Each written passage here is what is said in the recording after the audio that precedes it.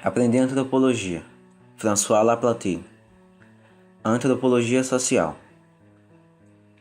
A antropologia social começou a ser desenvolvida de maneira mais concreta a partir do século XIX.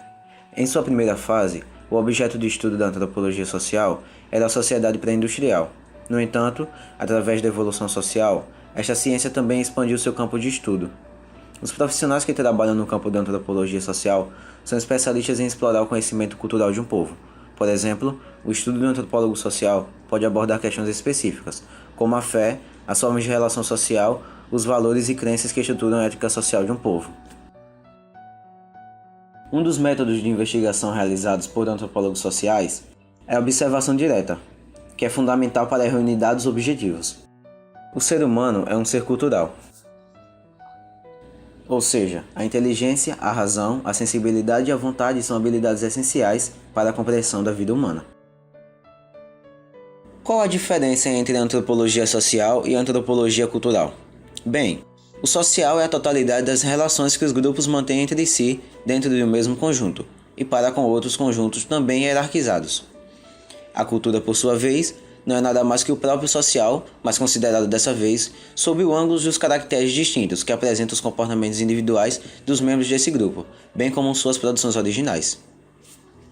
A antropologia social e cultural tem, portanto, o mesmo campo de investigação. Além disso, utilizam os mesmos métodos de acesso a este objeto. Finalmente, são animadas por um objetivo e uma mesma ambição, a análise comparativa.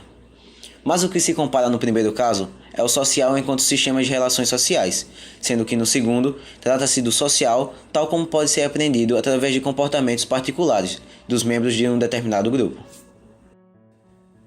Uma das principais características estudadas na antropologia cultural é o modo com que cada sociedade utiliza os símbolos para repassar ideias, acontecimentos e experiências vividas por cada indivíduo, ou seja, os símbolos possuem a propriedade de permear a vida humana, sendo dotados de múltiplos significados, compreendendo significados existenciais, conceituais, objetivos pessoais e sociais, com diferentes sentidos para diversos autores, podendo compreender os sentimentos, as impressões e aspectos emocionais.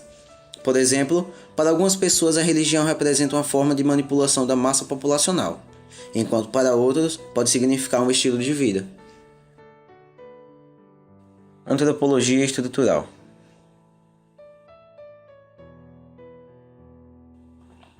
Segundo Laplantine, o estruturalismo de Lévi-Strauss foi constituído a partir do campo do parentesco.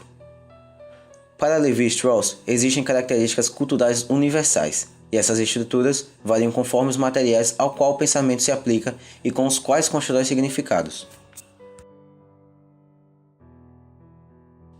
Temos como estruturas o conhecimento, crenças, valores, normas e símbolos.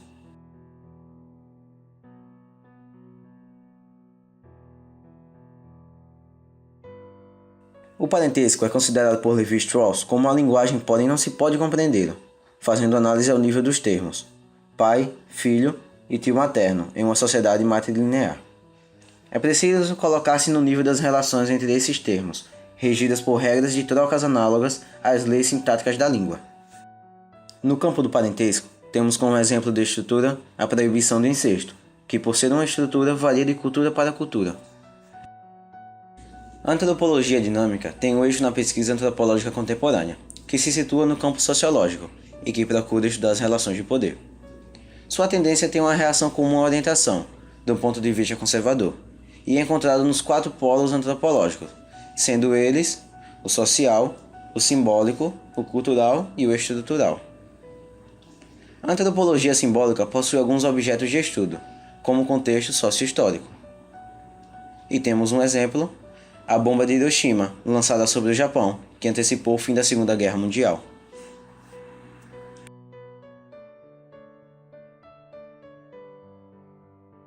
E temos o choque cultural, que representa os sentimentos que uma pessoa tem ao conviver dentro de uma cultura diferente da sua.